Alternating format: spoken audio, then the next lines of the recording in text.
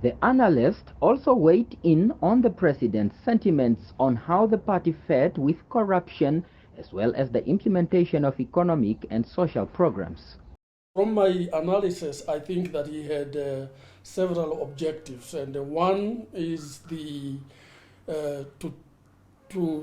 reclaim the political space for the SWAPO so that it can take the center stage. Remember that it has been distracted by a lot of distractions, the fish rod, the infightings and all those kind of things. The second objective, I think, his own legacy as the head of the party, but also as the head of the Namibian state. And that's why you heard him talking about, when he will leave this his position in 2025, he will leave a better Namibia. And that's why he was talking about the green hydrogen, the discovery of, oil and gas. Dr. Kamwanyah says the president's speech came out strong in an effort to defragment the scars and wounds of disunity caused by consequences of previous congresses and events within the party. It is really difficult to say that whether the Congress itself or the president's speech inspired likely voters come 2024. But I think if you compare to 2017 Congress, which was going in all directions, this one a little bit so far from what we have seen from the campaign and from the appearance that is coming from the Safari Hotel there, that sense of renewal, that sense of unity, but of course that is just appearance. We don't know what is happening behind the scenes and what's going to happen during the Congress itself. That is the true nature of unity or disunity is going to emerge during the discussions, but also after the Congress. Then we will know whether the party is ready for 2024 or not. The Jere Kanjo issues, the Nahas Angula press statement, the Team SWAPO division is still, brawling underneath there.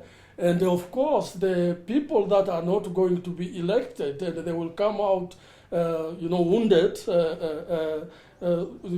going forward, they may still present some of the, resentment and all those kind of things. So my hope is that maybe the party behind the scene, they have figured out a formula. On corruption and governance, Dr. Kamwanyah is of the view that the way corruption was dealt with should be viewed into two perspectives, that is, from a party and government level. At the party level, I don't think the party handled the issue rightly because it engaged in denial.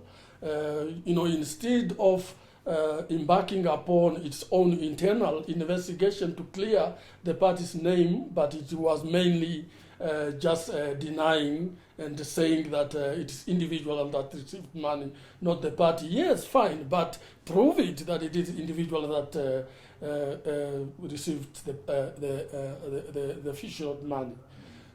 At the government level, yes, the president is right that we have institutions and processes and systems that need to be followed. So he himself, as the president of the country, he is not above the laws. But what I found troublesome is his statement that it is taking long for those people to be brought to be either proven guilty or not guilty, because you don't want the investigator to do a shoddy job and then the public will blame them. So I don't think that it is a deliberate attempt to keep them in jail for that long, but I think it's because of the nature and the complexity of the case itself, COVID, drought, and the economic situation contributed to a certain extent that certain programs and policies were not implemented. But also partly not true that some of the problem of implementing policies, including translating the SWAPO manifesto into government programs and policies, cannot just entirely be blamed on natural disasters. It must be blamed at our own institutions. Daniel Nadunya, NBC News, Windhoek.